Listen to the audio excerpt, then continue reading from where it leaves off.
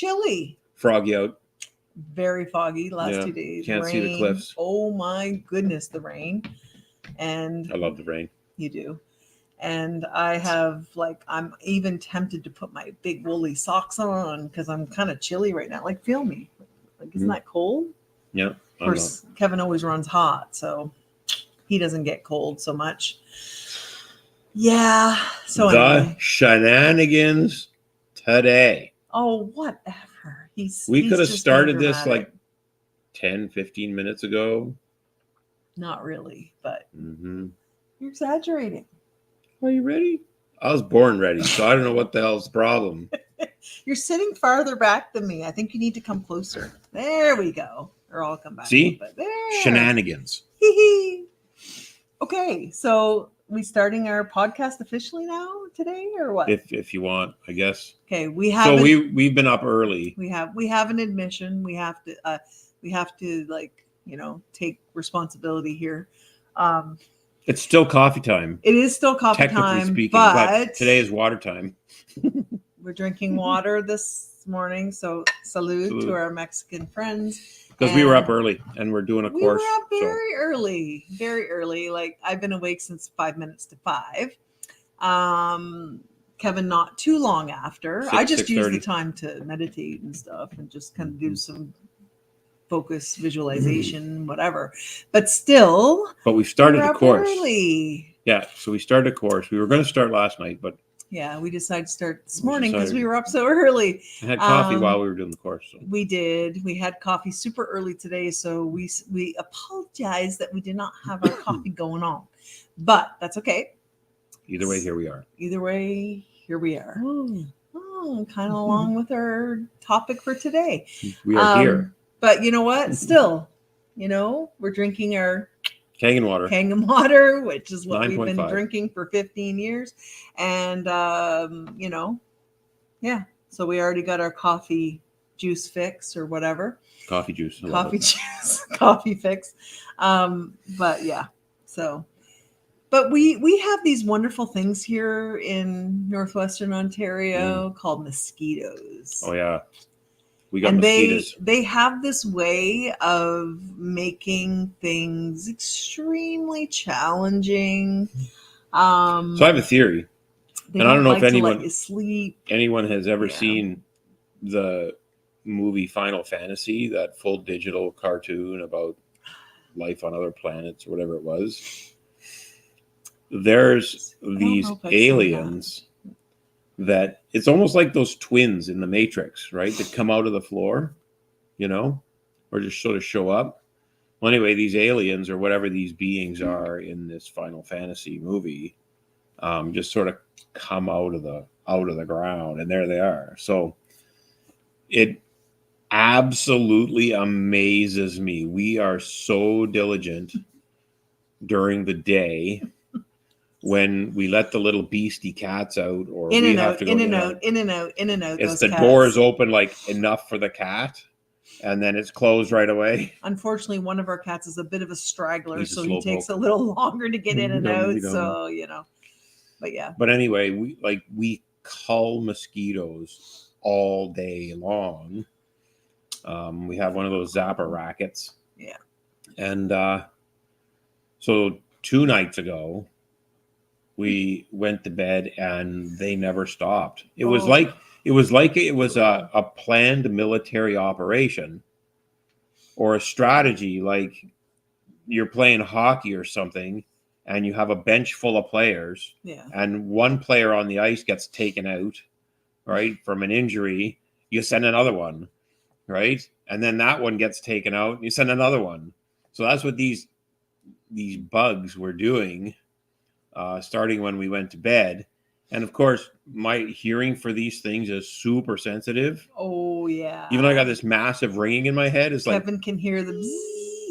I can hear these things and I know away. They're there. Yeah. Right? So here we are. We go to bed. Oh, we should have brought the racket. Yeah, no. So we have new bedroom gear. And no, it's not sex toys. Okay, we have new bedroom gear. This always gets people. We have new bedroom gear. And what it is, it's a Milwaukee flashlight and a zapper racket. Oh, Kevin, you should have had them over here to show people our. Ow! You just rolled over my toe. Why is your toes next to my wheel? Why is your wheel next to my toes? Well, You guys gotta see this. Like, it is so hilarious. It could be its own comedy show. I kid you not. When we're in our okay, watch bed. your toes. I'm moving my chair. Okay, my toes are. So this is the bedroom gear. Milwaukee flashlight. Which, by the way, he loves Milwaukee. Oh my goodness. Everything Milwaukee. And a zapper. This thing works, you guys. I don't know where where did we get it? I don't know. Online Ryan somewhere. gave it to us, I Oh, think. we did. It works. Oh my God, it executes. It does. It electrocutes. So this is the mosquitoes. This is the new bedroom gear, and Yeah. I literally sleep with it beside the bed. He Sometimes it's between us on the bed. Yep. Right, because we're getting ready to go to bed or sleep, and it's like, and it's like zoom, flashlight, looking at everything. And now the thing is, like last summer. Just a sec. I just got to chime in real quick. Anybody, if our audio is not good, please let us know in the comments, because we have moved our mic. So we appreciate it if you'd let us know if you're not hearing us well. Okay. Shenanigans. Yep. Anyway, last year there was some massive assault on the mosquitoes here. I wasn't around. Oh my goodness. Oh my. But now you have to understand that there's been no cleanup. So there's literally a new paint theme in our house called the squashed mosquito paint theme. So it's a faux finish. It's a new thing. It's going to become a trend here in Northwest Ontario. Oh my God. Right? Where you paint the wall and then you populate the space with skeeters, and then you swat them. Right? So it's like this it's the killing fields. That's what it is on the ceiling. Oh, oh my God.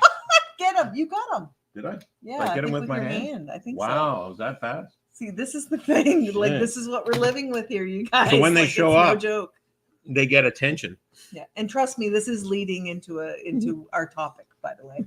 Yeah. Oh, we're having fun because that's just But it's true. It's true. So trust me, it's not funny at 2 or 3 or 4 o'clock in the morning. So anyway, 2 nights ago there was like 2 hours of sleep mosquitoes. the whole night. Yeah. And the funny thing was, yesterday, after we woke up, we had thought we had gotten them all the night before. Oh, we worked so hard. But when we woke up when the sun came up, because of course here in Northwest Ontario, it's like super, super early, like 5 o'clock, it starts getting light. Oh, easily, yeah. Yeah. So 5:30, wake up. Ding. Right? And it's like, oh my goodness. So I take the bedroom gear. And I start the bedroom gear. Now let's show them. No, we've already done the bedroom gear. Right. So I take the bedroom gear and I'm starting to look around. There was literally a dozen. Listen, I woke up. I think I had fallen into a little bit of a slumber by that time. And after being up all night being attacked by mosquitoes, but I woke up to Kevin with his flashlight. And his electrocution wand. There was a dozen more. Whack, whack, whack, whack. There was a dozen. Like, where did these dozen come from that weren't there the night before? Well, and of course, some had their way with us, right? Because your foot's out of the covers, or your arm is out, or whatever. You go to bed with long sleeves on because you but they work through. They definitely work through that. So it's quite funny. So cool.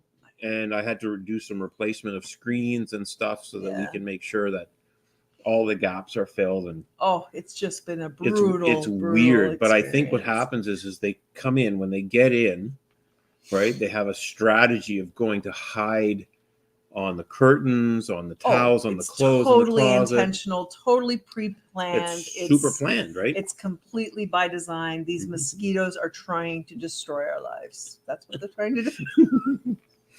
So anyway, and we're not letting it work. But the one super good thing about the mosquitoes here is they don't carry dengue fever.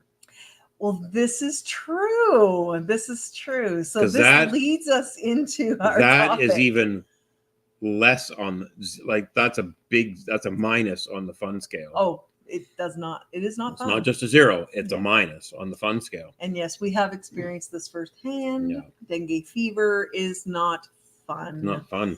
not very preventable either. I mean, there's not a whole hell of a lot So, to do but about it's it. interesting because the frustration with mosquitoes here is no different than the frustration with mosquitoes there In Mexico.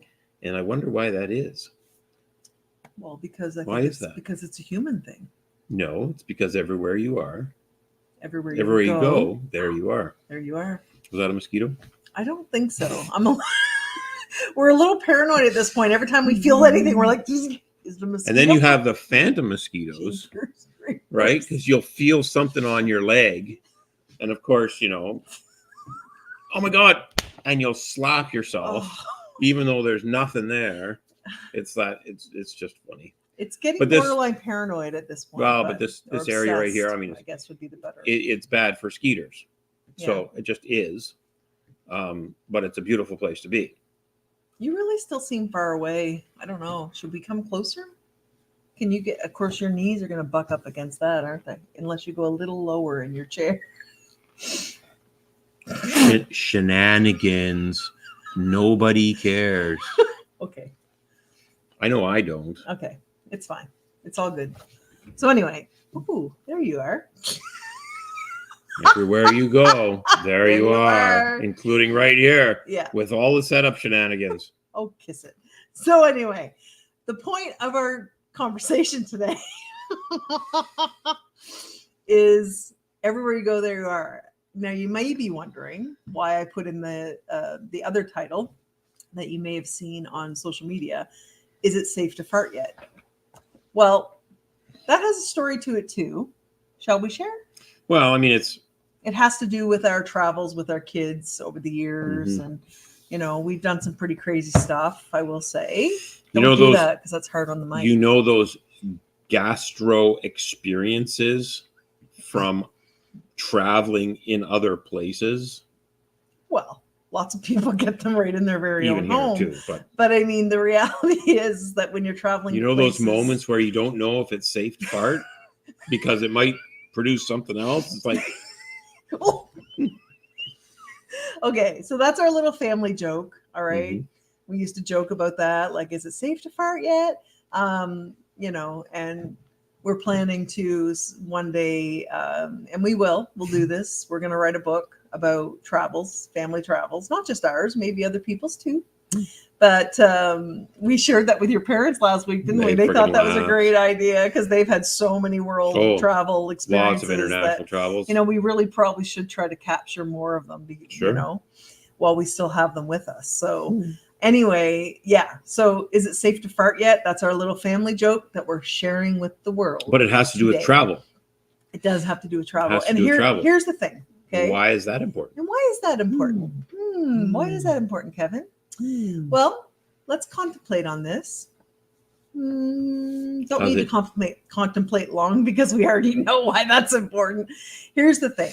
Okay. So yes, Kevin and I, since we got married 17 and a half years ago, we've kind of been on this whirlwind adventure with our kids where it's just sort of like we're here and then they're there. How many people do you know personally? We've kind of been all over that can say they have actually moved, not just traveled, but moved, I don't know, 35 times now. I think the kids have the numbers down, especially Alex. Like she's right on it. No, so it was over 30 times ago, like 30. A few times ago. Yeah, so that's what I'm saying, like 35 times. It's a roughly a 6-month thing, right? Oh, Kevin, that's an exaggeration. Maybe every year we move. Then that would mean we've only moved 17 times instead of double that at 34. No, but we've moved over 30 times in my kids' lives. I think that's where that number actually comes from. No. Before you too. Because we moved a few times. Shall I embellish? No, we don't need to. Shall I embellish? Expand? No. The point is that we have lived multiple places across this country. I don't like this. We're moving next door.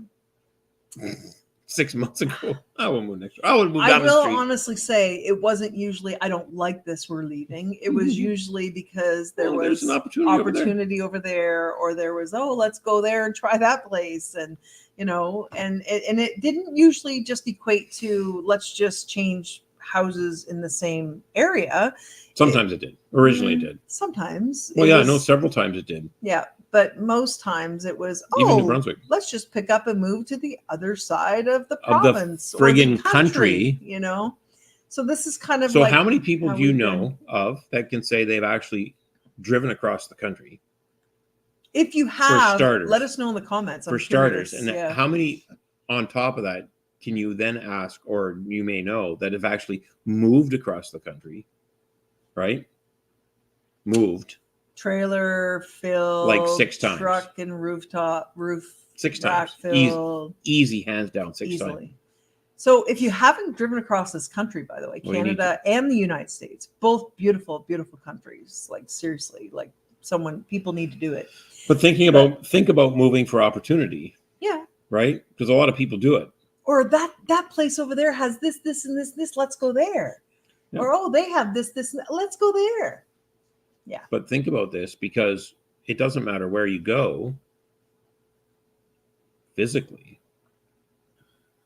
It doesn't. Everything about you goes with you. Dun, dun, dun. Okay, so what does that mean exactly? Here's what it means. We oftentimes in our lives, you know, when we have troubles or we have challenges, If only. Or we, you know, we are someplace that we don't like, or we're in a situation that we're not happy, or whatever it might be. And we're all guilty of it. We're all guilty of it. And yeah, of course, at different times. And so here's the thing. Some people think, oh, well, if I just go over there, everything will change and everything will be different. It's that old scenario, that old belief that the grass is greener on the other side, right? So the reason that we're bringing this up is because we think it's a big life lesson, isn't it? Mm-hmm. Right?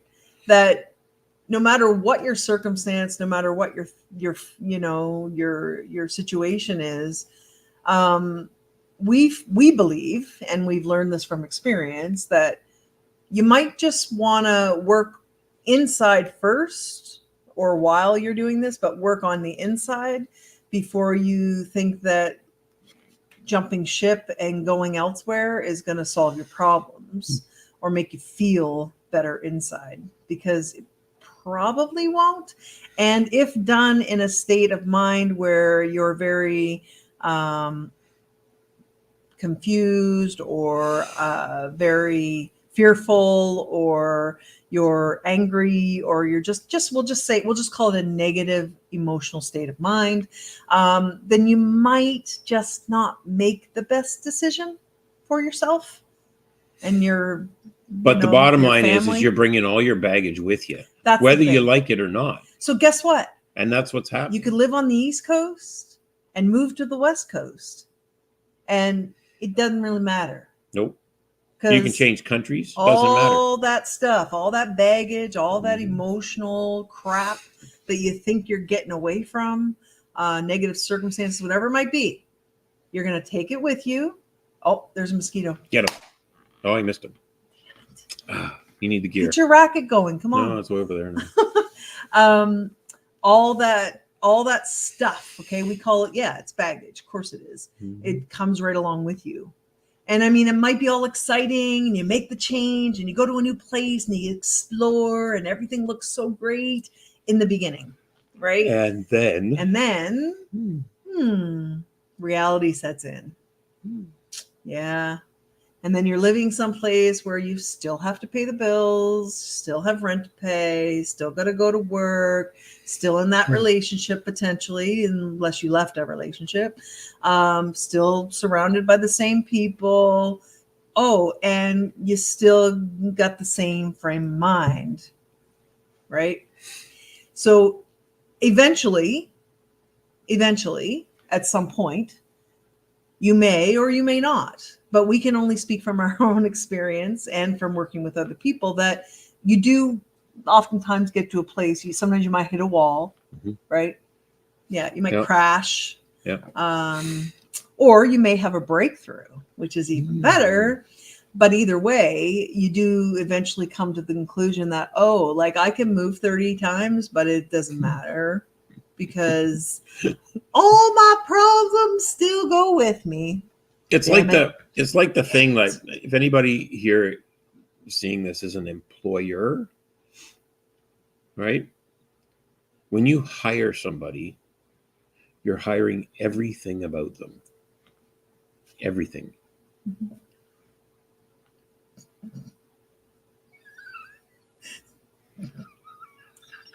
Just like when you marry someone, you're hiring everything, or you're not hiring, you're marrying everything about them, right? No, Kev? seriously, right? Everything.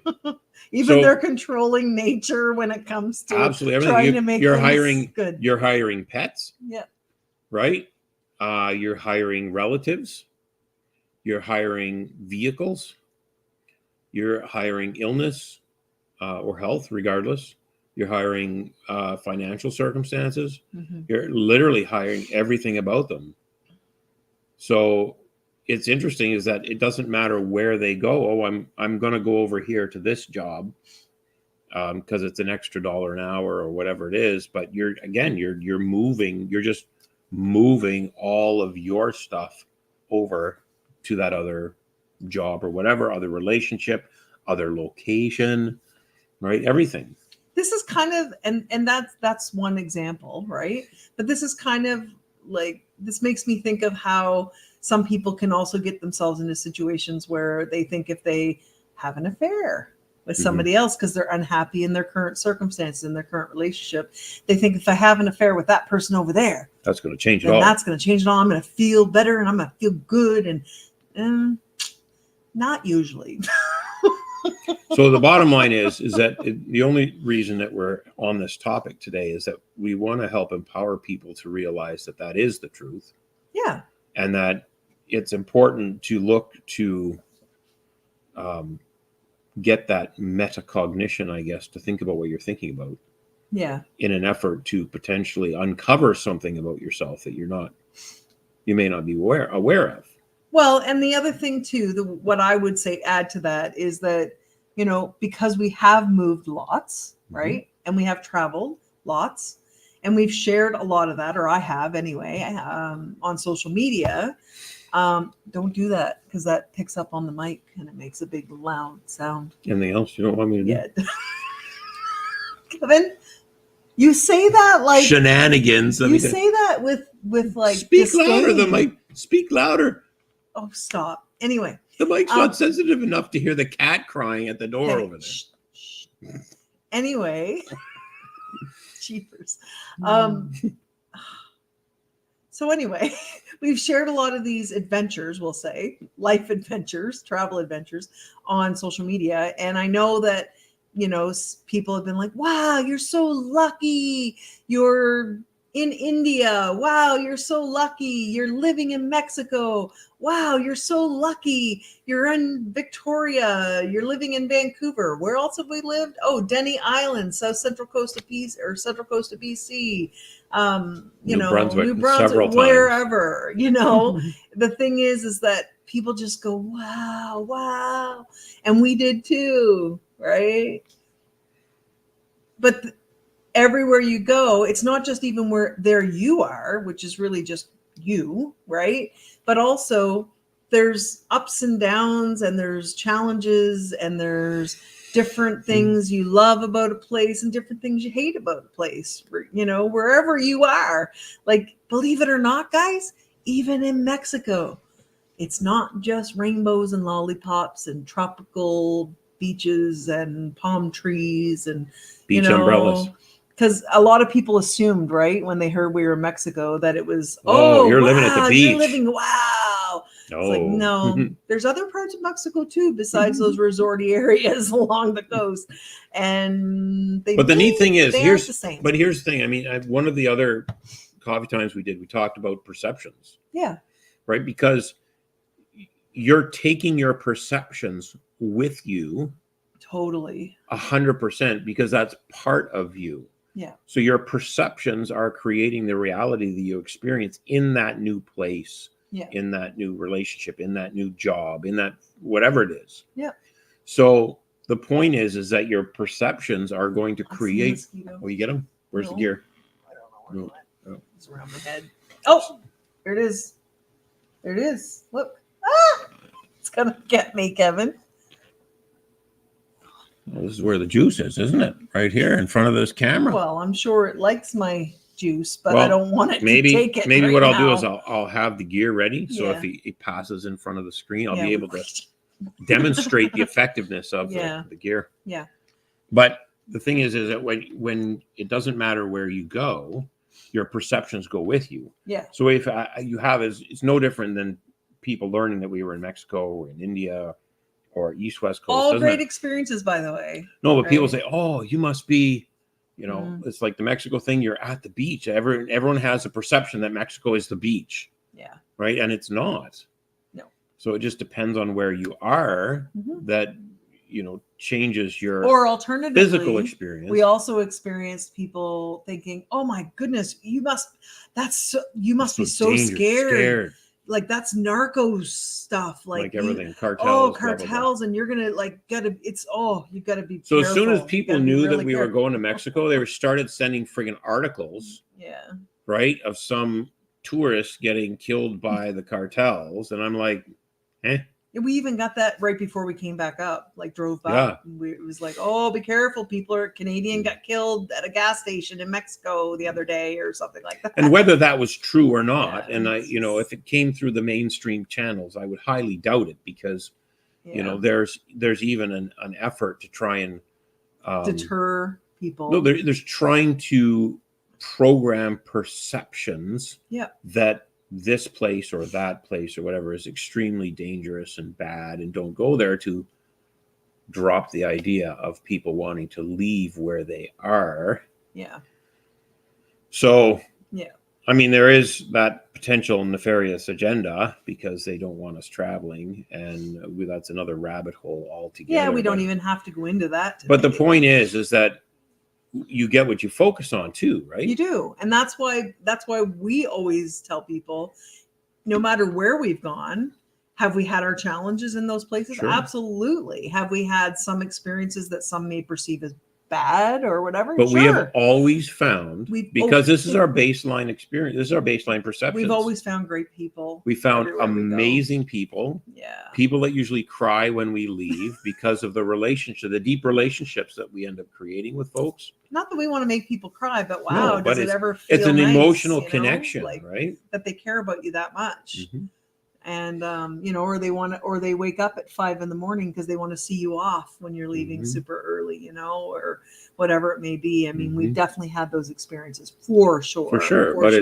But we know it's because we go with the right frame of mind. We go with that belief and that knowing that everywhere we go, we're going to have great experiences and we're going to meet great people. And, so we're always open. Right. And we start conversations with strangers.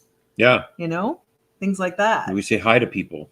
Yeah. And alternatively, like we could probably give an example of how even in India, like we took the kids to India. We were there for almost 10 months, a little over 9 months. We were there.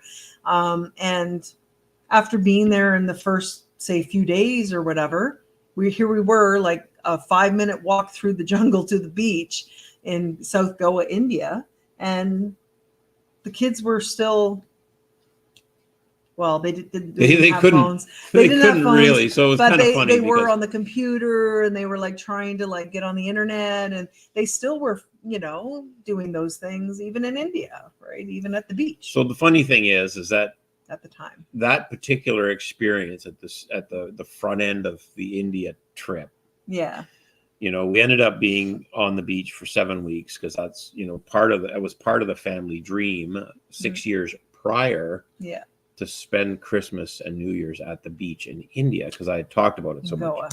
Yeah. So we manifested that trip. We did. And it was interesting because I don't want to say, how quickly kids get bored, right? But they started getting bored. So I'm like, So what else is there to do here in this area while we're here?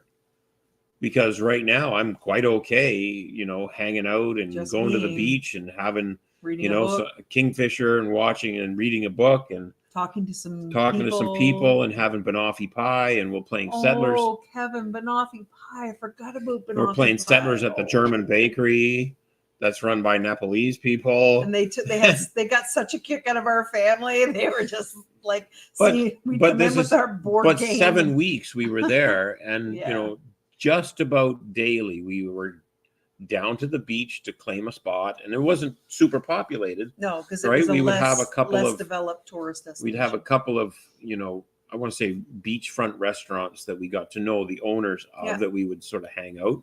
I'm still connected to them on Facebook. Yeah. Yeah. And the neat thing is that there was all kinds of things to see, but there wasn't an effort to want to see that other than saying, I'm bored. Yeah.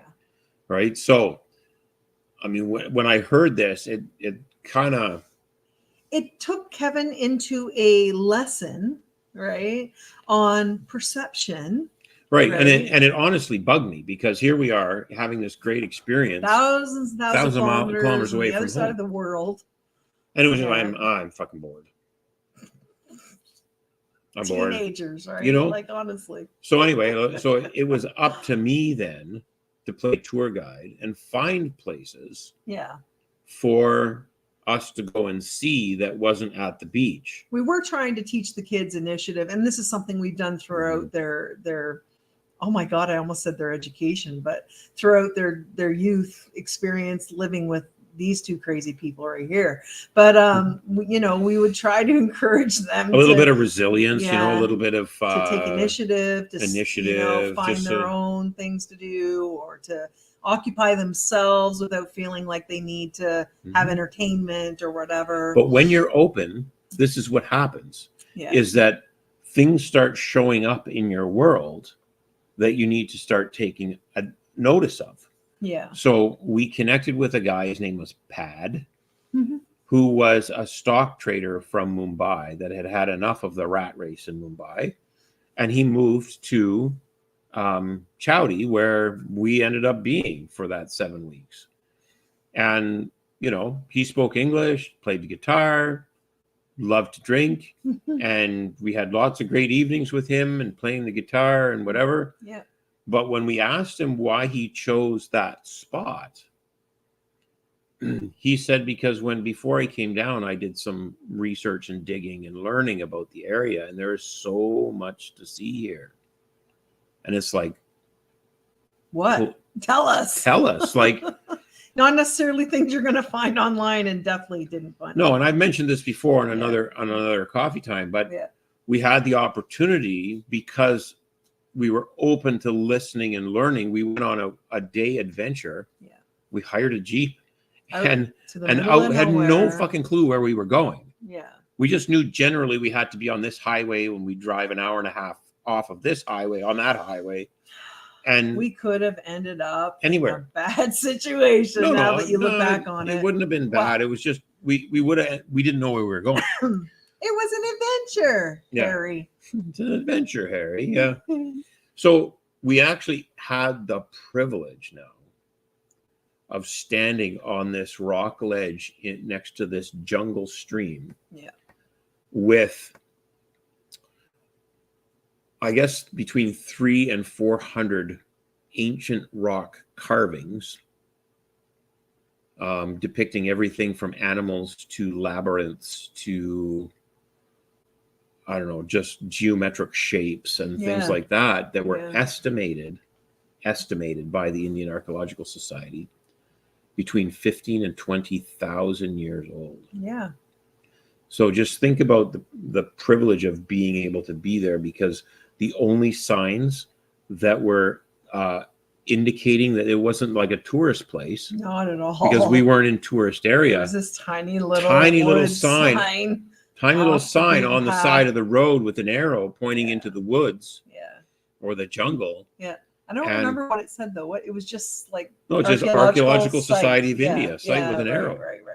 Yeah. Right. So we found this sign and we drove on that road that it was pointing down. We found another sign. We parked, and then lo and behold, through the jungle, this place opens up in front of us. And it was just, it was a lesson in openness to our perceptions of a place. Yeah. That, and I know the kids hold this today. Yeah. Is that without actually being open to trying to learn something and taking chances. There's a bit of taking chances there. You got to take a chance. You got to take a chance. We took a chance on the information because the only information that we had yeah. was the name of the place, yeah. right? The highway we were supposed to be on and the time we were supposed to be on the highway. Yeah. Right? So we said an hour and a half on this highway. Yeah. There is a place and it's called Uskali Mall, and you can look it up online. Yeah. And I won't spell that for you, but no, it's this place. And the neat thing about this experience that day is that we got to experience two other things on top of that. Unexpectedly. So all of this to say. Well, one unexpectedly, because Pad told us about the other one, which is the bubble pond. All of this to say, though, that it's about our beliefs and our perceptions that we bring with us. There's nothing to do here. I'm bored. Luckily for the kids, their parents are a little wacky and we're open and we're just like, what the hell? Let's do it.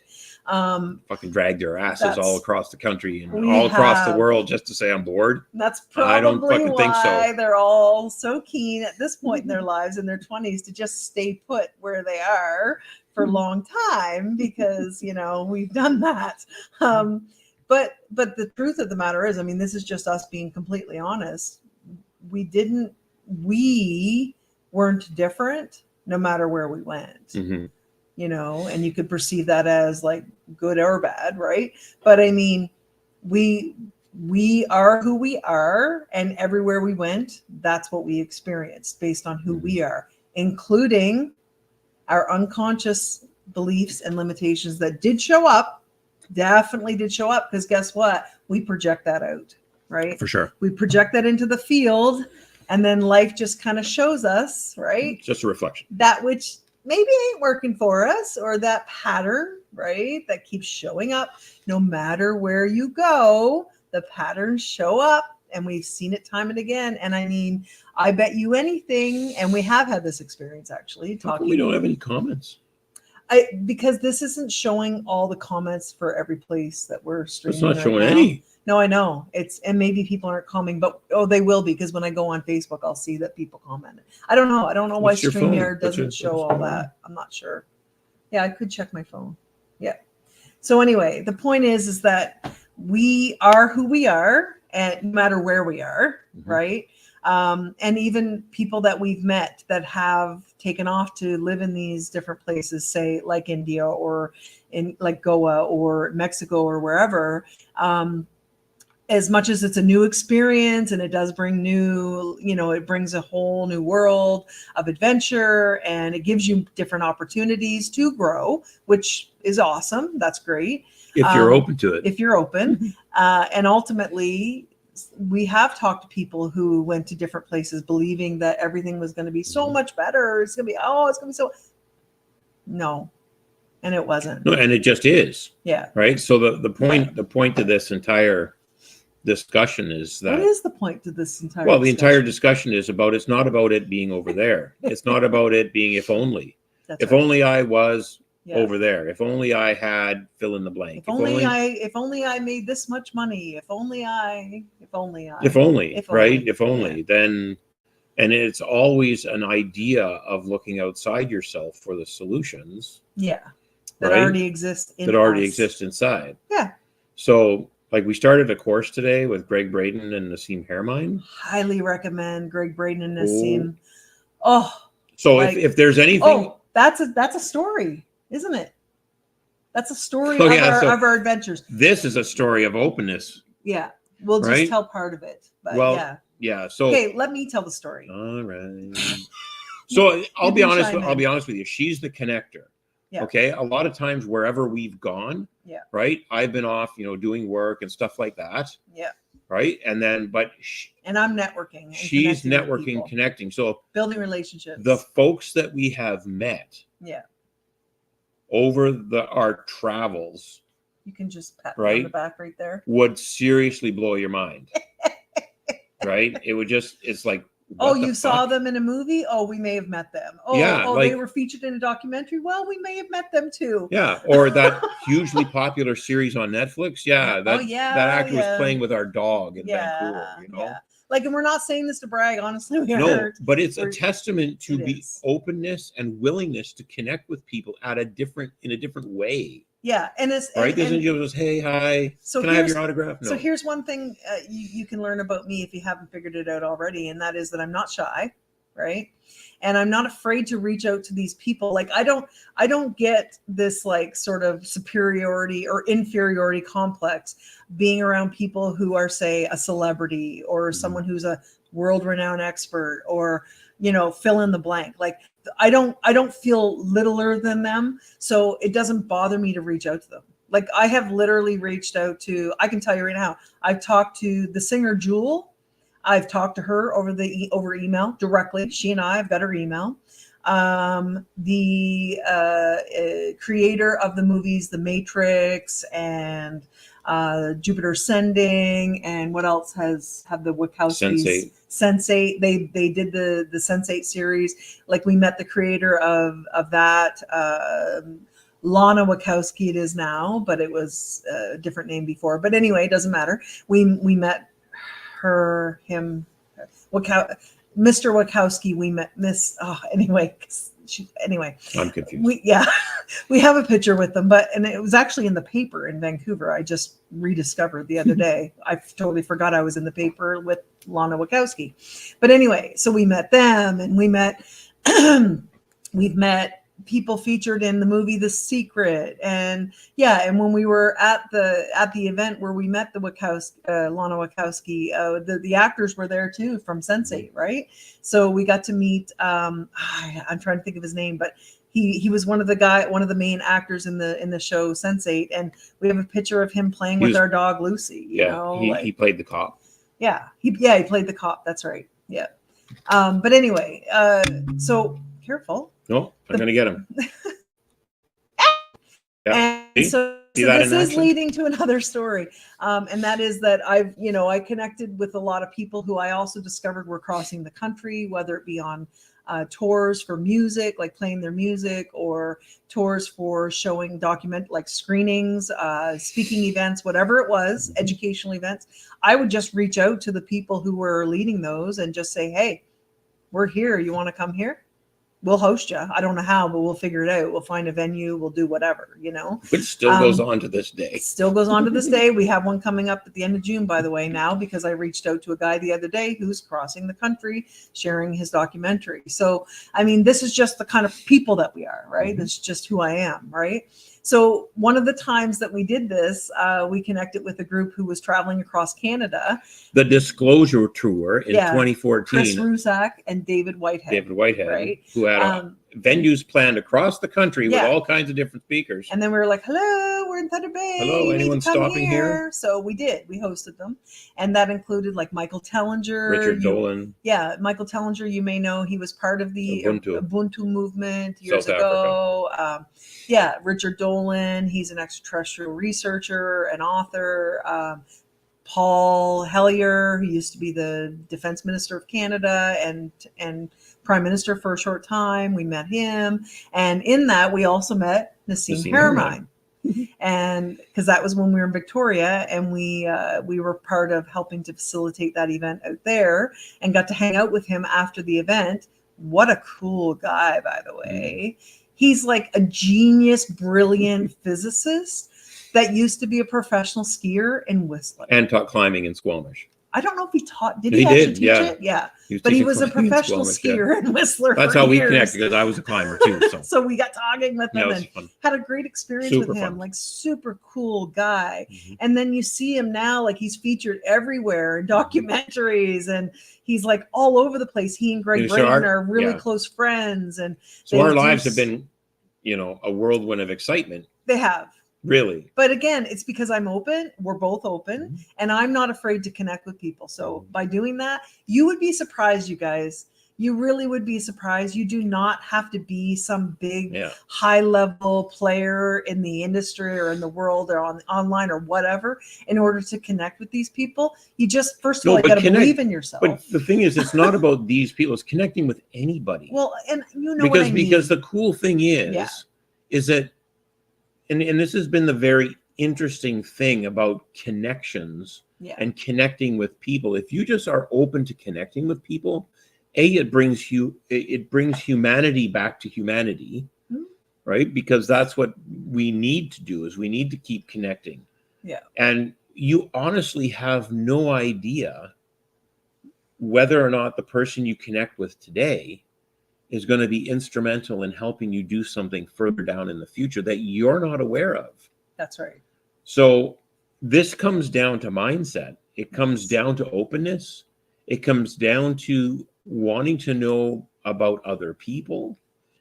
And if you just maintain because this has been the thing, and this ties directly into the theme for today, is that if you have that and you take that, it doesn't matter where you go, right? You're bringing that resource, or you're bringing that limitation, or you're bringing all of that stuff with you. So the cool thing is that we connect with people on a daily basis. And if you're of that mindset of being open and willing to learn about other people. We've even met the billionaires that are featured on some of those money show. What are those shows called? Shark Tank. And we've met all those. This is the thing, right?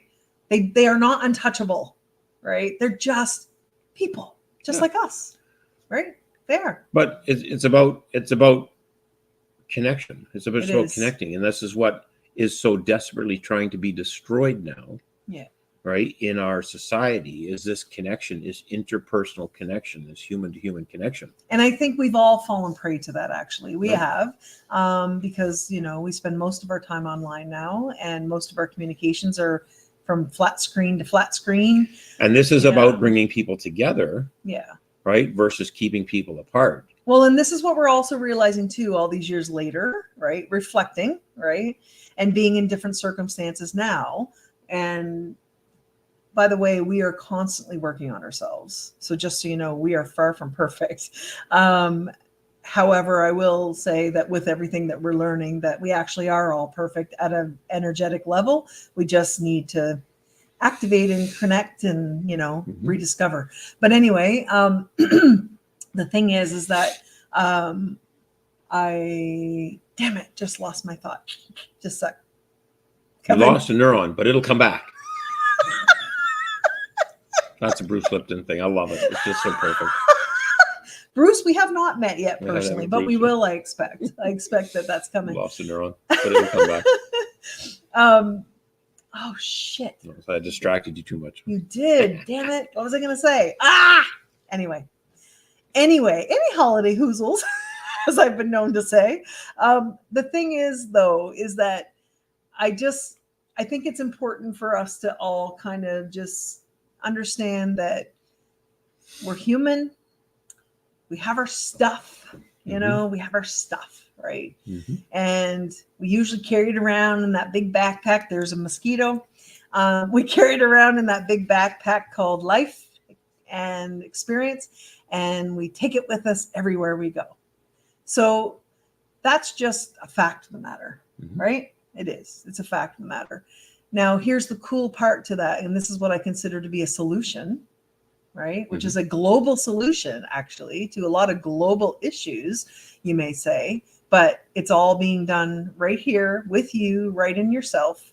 And that is every single time you do any kind of transformational work, or you do any letting go of negative emotions, or letting go of past traumas, healing, negative decisions, any kind of healing that you can do, negative perceptions. Please don't ever downplay that work, because you are impacting this entire universe, actually, but you are impacting the world by doing so. So, like we talked about this is the greatest before. thing that you could do for humanity. It is because the if you, greatest it's not thing you about could do. standing up and being on the front lines. Got nothing No. to do with that. No. Right? There's more frontline work that has to be done behind the scenes by us doing our own work. Deep inner work. Yeah. Right? Deep inner work in order to Absolutely. clear away the energy of our negative perceptions of things.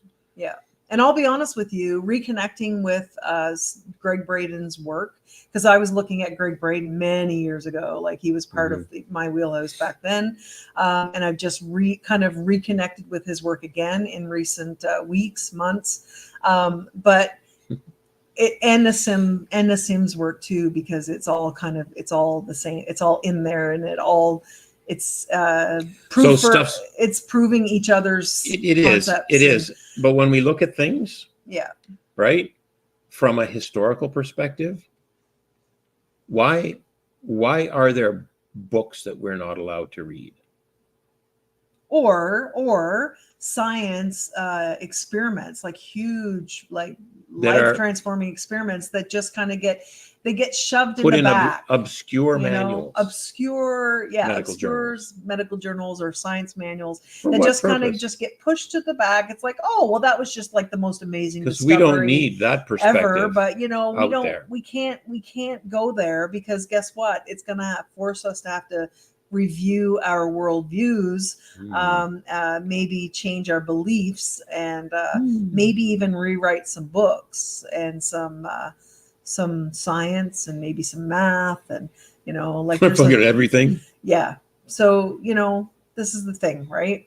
And so So when you're open to new information, you'll receive it. You'll receive it, and your reality will change. Imagine that, eh? So we stay open. So we're constantly looking at new information and constantly diving deep. And, the last 10 years, admittedly, since the seizure started for me, I haven't been working as much as I could have, or in the was traditional before, sense in the of traditional working. Sense. Yeah.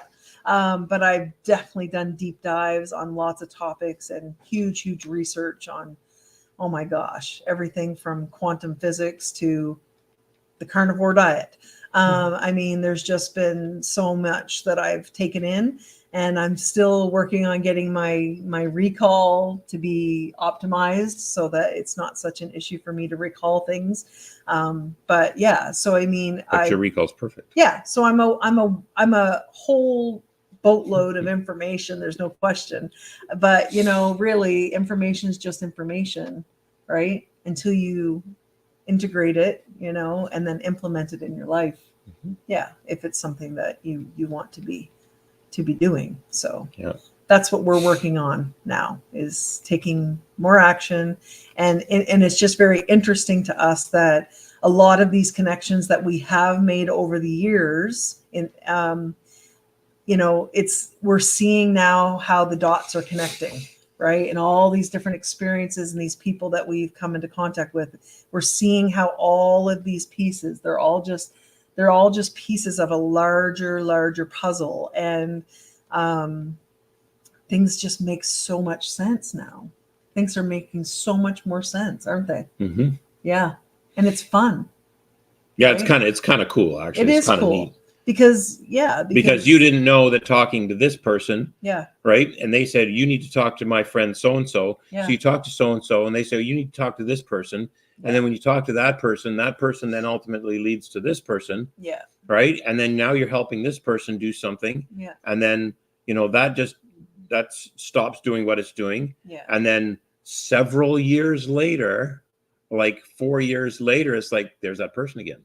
Yeah. And it's like, why are they showing up again? Like, what's going on here? Like, oh my goodness. Like, wow. Yeah, totally. So it's super cool. Yeah. So in that, with that, I should say, our experience of no matter where we have lived or traveled to is that we are who we are. And those life experiences, no matter where we were, but it's also, they showed us who we are as well, in ways that we may not have gotten, So but it's also remember too about the limitations that you bring with you as well. Yeah, for sure. Totally. So it's about observing the results. Yeah. And think of it too, though, this way, because we've met people like this too. Lots of people in the world that have done this, where they take off and they think if they just go to that monastery and have that spiritual experience, or, you know, if they take off to the, you know, to some place of retreat or isolation or what have you for a time. And though that is awesome that you can do that and you have when you pluck yourself out of your environment. Yeah, when you take yourself out of your environment. There is value to being in a different environment. Absolutely, 100%. No question. We're not devaluing that at all. The thing is, though, and this is what we've had to say to a bunch of people when we've done work with them, is that you still went back home, right? Yeah. And then when they go back home, there's sort of this, a lot of times there's this sort of letdown, you know, because it's like, oh, well, I was having such an amazing spiritual experience there, or I was having such a fun experience there, and now I'm back home. Now I'm back here, back into reality, back to that job, that relationship. But who created that experience over there inside? Who created that? This is the thing. So the neat thing is that you can recreate that anyway. You did. It doesn't matter if you're on the mountaintops in Tibet or Nepal or whatever, in a monastery, or if you're in downtown Toronto or, you know, downtown Vegas, right? You create your reality. So, and that's really kind of what we're talking about on a quantum level with this topic today, is that you're in charge of your reality. And that's been scientifically proven. That's not an Ava and Kevin theory by far. Yeah. And you know what's really interesting, and we were just revisited that information again today with this course that we started with Greg and Nassim, and that is that they've known this information for decades.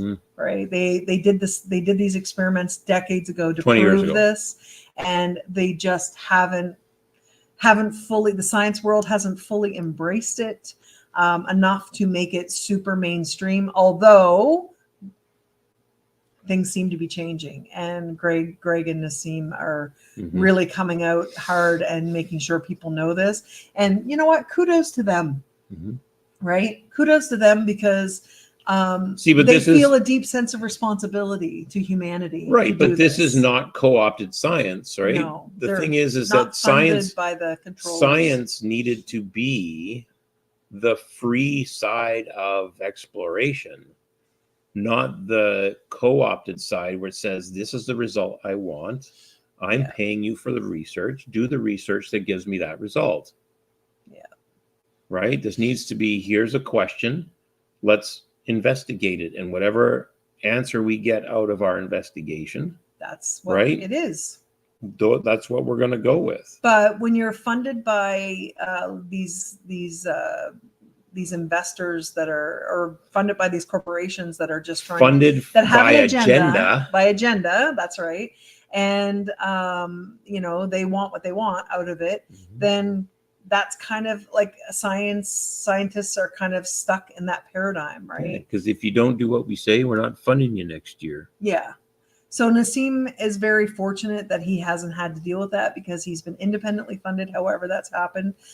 So he hasn't been controlled by those kinds of mechanisms. So he's been free to explore. There's a lot of stuff that he's doing, that they're both doing, that is groundbreaking, spectacular. Yeah. And there's so many more people. If you think you're alone, thinking that there's nothing being done, you're sadly mistaken.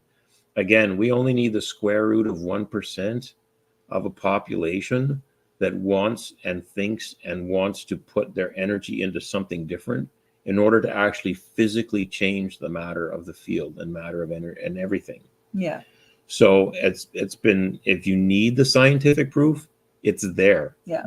The experiments don't lie.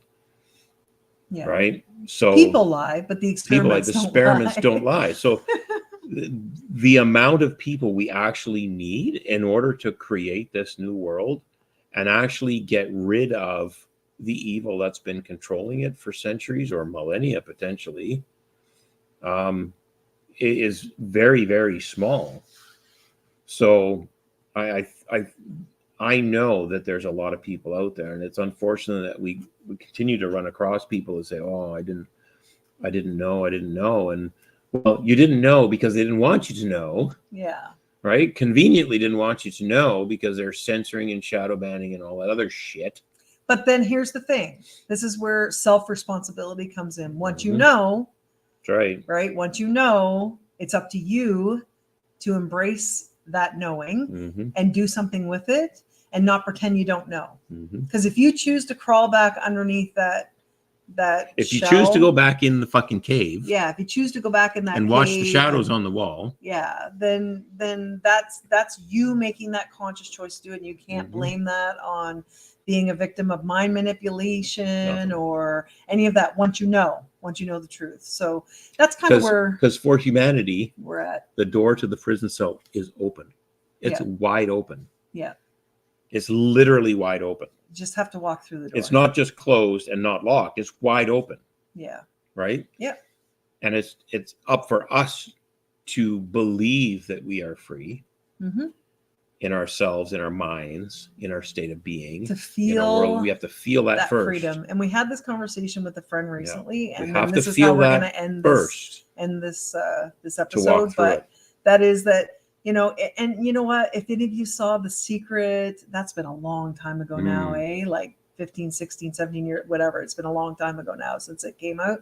But The Secret was onto something, you guys. And it didn't go deep because it was just meant to be an introduction. But the reality is you create your reality. Its timing was perfect. Its timing was perfect. For humanity. It was, because it introduced something that challenged the narrative, challenged the norm, and helped people to start seeing things differently and realizing and empowering people to realize that they have a say. But we had this conversation recently with a friend who's wonderful intentions, wants to change the world, you know, and wants to see things in a different way, and wants to, you know, really, really have an impact from a freedom and truth perspective.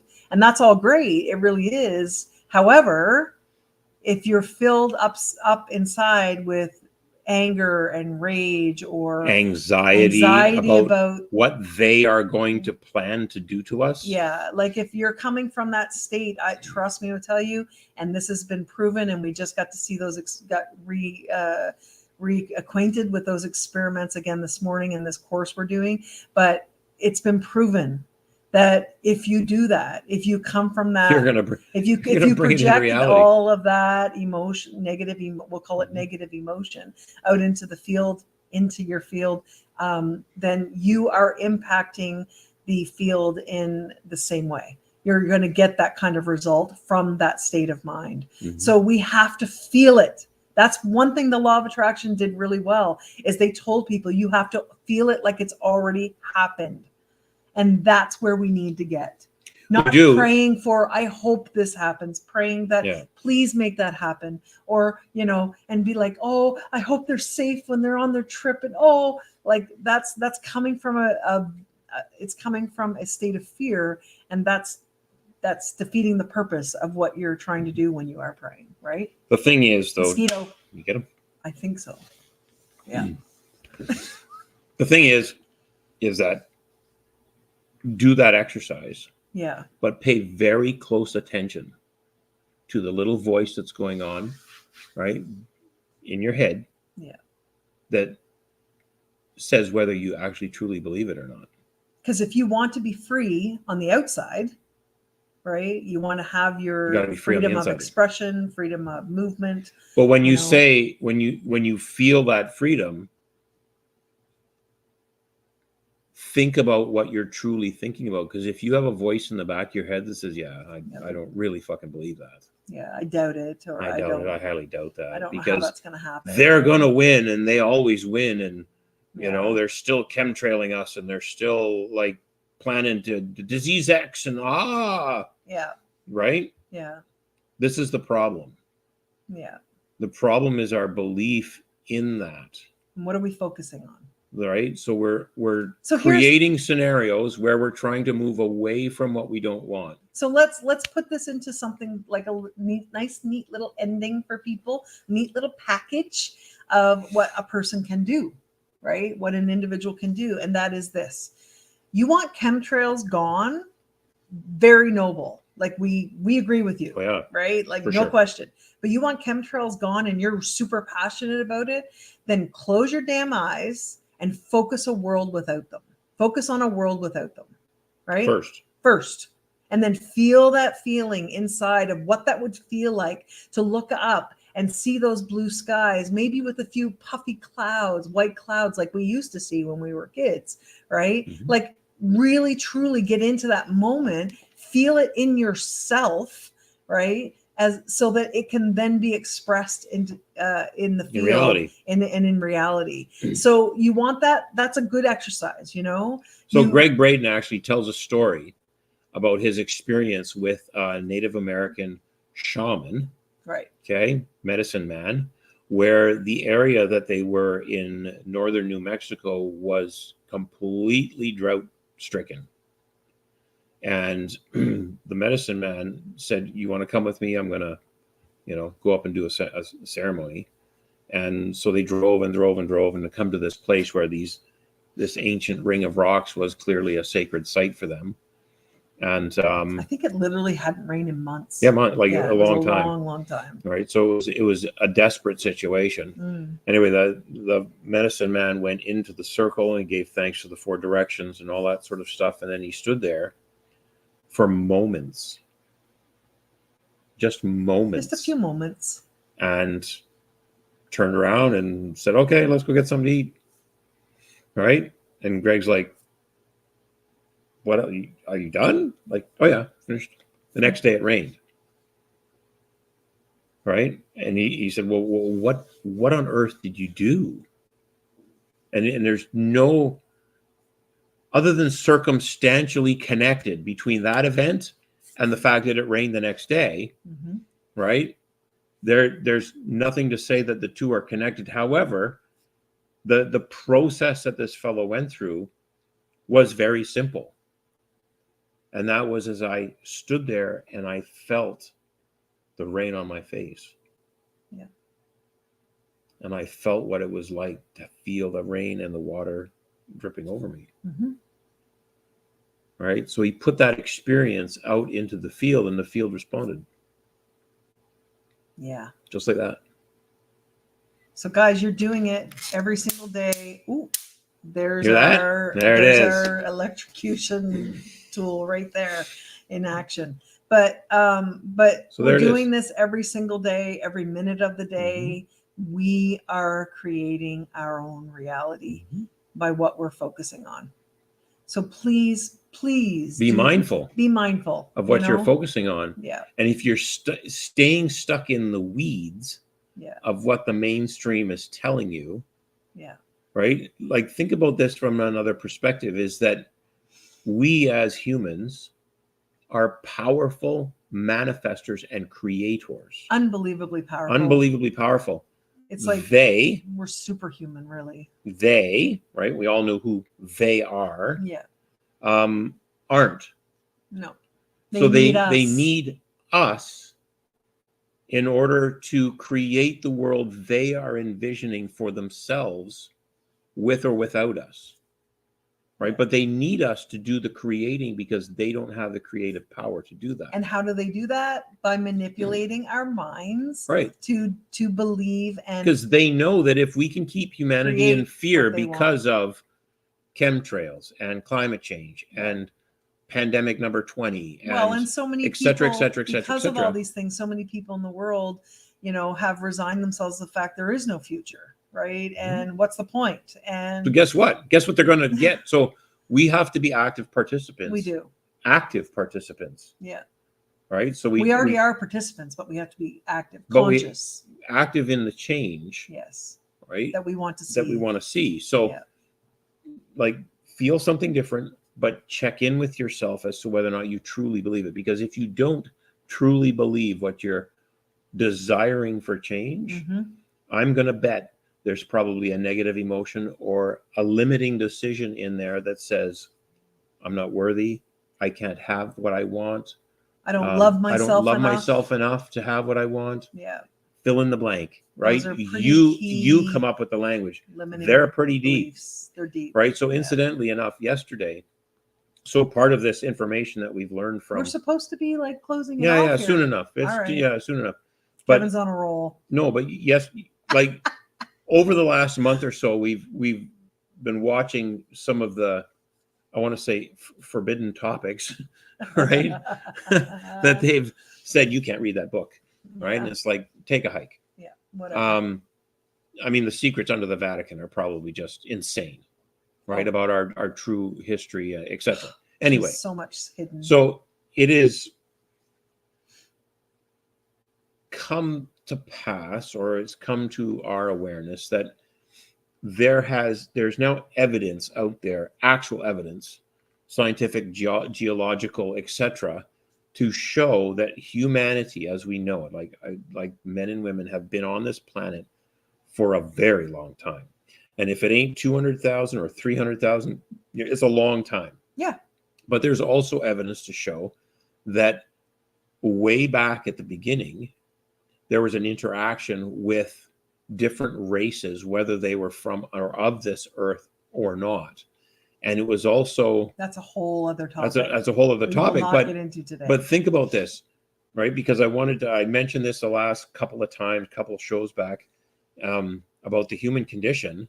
Yeah. Right. Think about this too, is that there's pictorial evidence to show that humanity decided to become subservient to entities or races that appeared to be superior. Yeah. Even godlike. Even you might say. Godlike. Yeah. Because they're floating in the sky, or we were looking up. Whatever the fuck they were doing, because that's just what they did. Yeah. I mean, obviously we can't possibly know. We can't know this, but think about this, because when we check in on truth, what if humanity back then made the decision for the rest of humanity's existence on this planet to be the slave race and subservient to some other power, some other being, some other entity, right? Group. Think about this. Group, doesn't matter. Yeah. Right? And unfortunately, religion has perpetrated this idea that we aren't powerful enough, we're not good enough, we have to ask for forgiveness, we have to ask for permission, right? We have to be. So we did an exercise yesterday, and when you think about this in terms of a mental, emotional, spiritual exercise, energetic at the base core of it. This is like quantum level. This is like some deep shit. Is that you have the ability within you to change the history and the future of this because planet. if you change the energetic signature of the idea, just the idea that we chose as a human race at that moment, and we know it wouldn't have been everybody. No. It would have been the leaders at the time, right, that would have pledged allegiance to blah, right? Why are pledges of allegiance still going today? The queen, the king, it's like this whatever contract that continues to be. So if we go back in our minds, and we change the nature of that original event and the idea that we have a condition, right? Because we are human. We're weak. Vulnerable, victims. We're subservient. We're not good enough. Right? Etc. If we go back in our minds and we change the energy around that, the only outcome is for us is realizing how powerful we actually are. Yeah. So for me, this experience yesterday was extremely powerful. Very emotional. Right? It was a very powerful experience. We use the tools that we have, right? That we work with. Timeline tools. Yeah. But the interesting thing about this, and I will say this, is that the soundtrack that we were listening to, right, it was a combination of a bunch of different high frequency sounds. Music.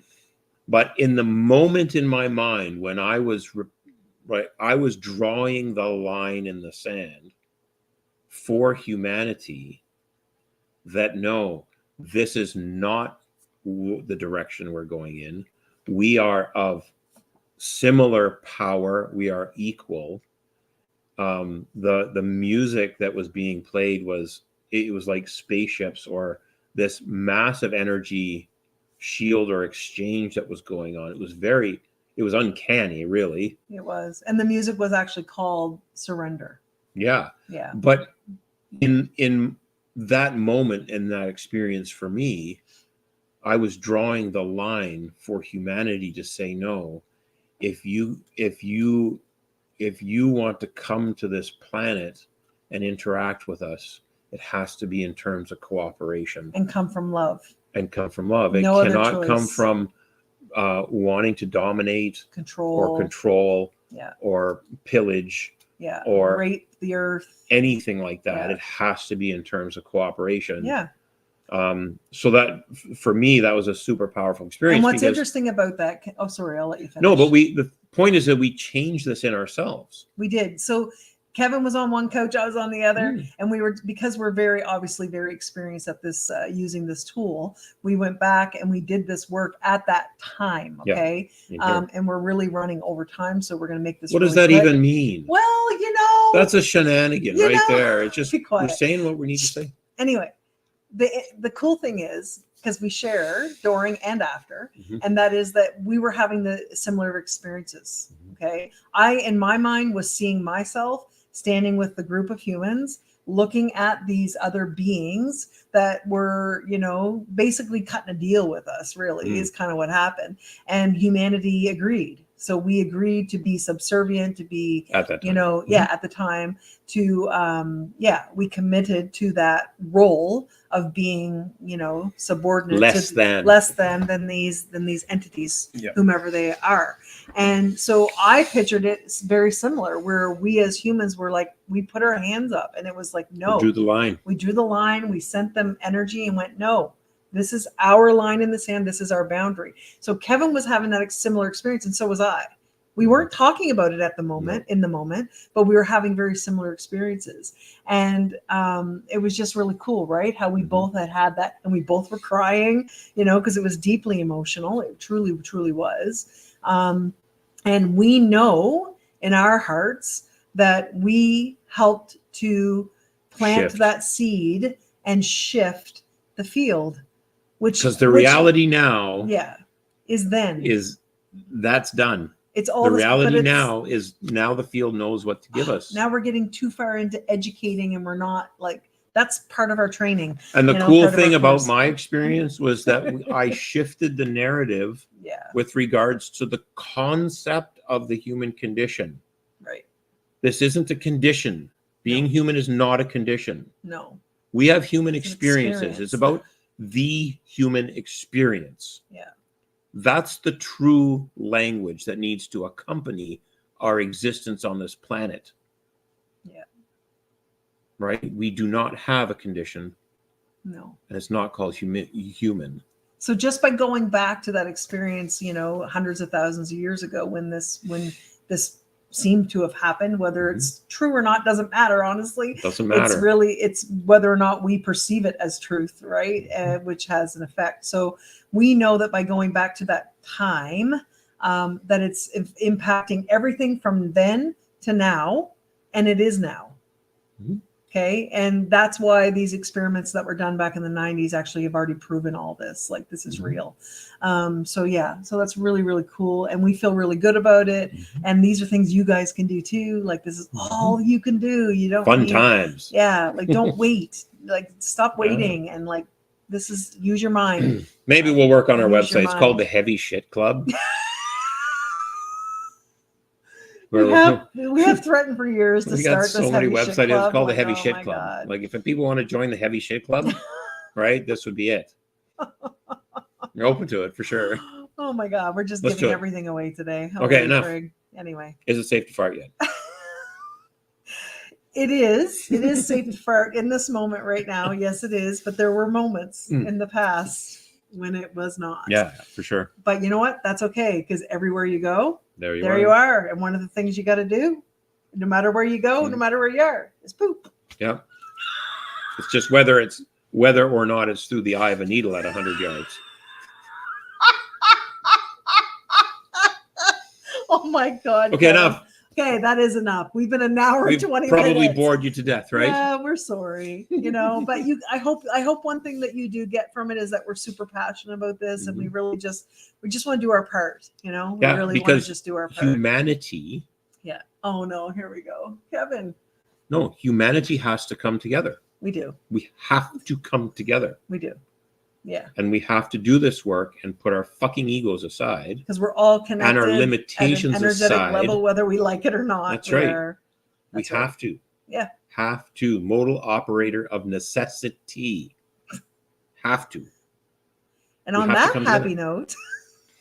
So we're working on it. We are working on it. But we're doing doing the best we can. We need help. We need your help. All hands on deck here, folks. Yeah, this is a conscious effort by all of us on this planet. Well, a lot of us on this planet. If we could at least get a bunch of us, it would work really well. So let's focus on what we want, okay, guys? And remember, the exercise is feel it as if it's already happened. Yeah. Already real. Not, oh, I hope someday. No, like it's right now. You want to lose that 100 pounds, you got to see yourself already. You got to feel your body already with that 100 pounds like gone and the muscles, strong and the whole bit. So yeah, that's how you do it. We can do it. It's pretty simple. We believe in humanity. We do. We believe humanity's already won, by the way. We've already won. Humanity's already won as far as we're concerned. Now we just need to claim that victory. That's what I've been saying that for 4 years. Yeah, so. Fun times. Yeah. Okay, enough now. All right. Stop talking. Yeah, enough.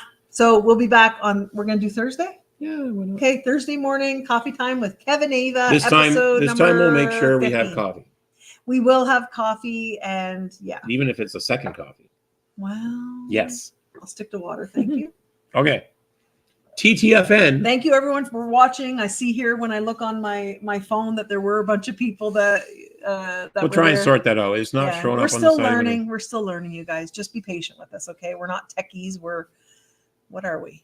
So just so you know too, though. Oh my God, here we go. No, so we had planned for an event on Thursday evening. Yeah. Okay, so just so you know, it's going to be shifted a little bit, right? Connect with Ava. If you have any questions. Death, dying, and grief is going to be the primary topic, right? So I know that a lot of people are going to be interested in that. Yeah. So please reach out because we want to make sure that we have the right platform set up for the event. Yeah. Okay. Please reach out so that we know how many people are super interested in being there. Yes. 8 p.m. It was going to be Thursday evening, but we're going to have to shift it. Yeah. Yeah. And if people have an idea of a better time that might work better for people, weekends, whatever, during the day, right? Please let us know. Okay. But it will come 100% doing it. It's just, it won't be Thursday evening. Okay. Got it? Okay. Be there or not be square. Oh my God. Okay. We got to go. TTFN. Yeah. Thank you, everyone. We appreciate you. We truly, truly do. Yes. We're having a lot of fun doing these. And if you're having fun, then our do all that stuff. Do all that stuff you're supposed to do. Like it, share it. Whatever. If you're on YouTube, subscribe it, like all that stuff, right? So just please do that because it helps us to get seen. And I'm being really big time shadow banned right now online. That's okay. We're working on that too. Yeah. So please, please, please help us get out there. Thank you. Bye-bye. TTFN. See you later. God. Oh my God. I think I see a mosquito. No.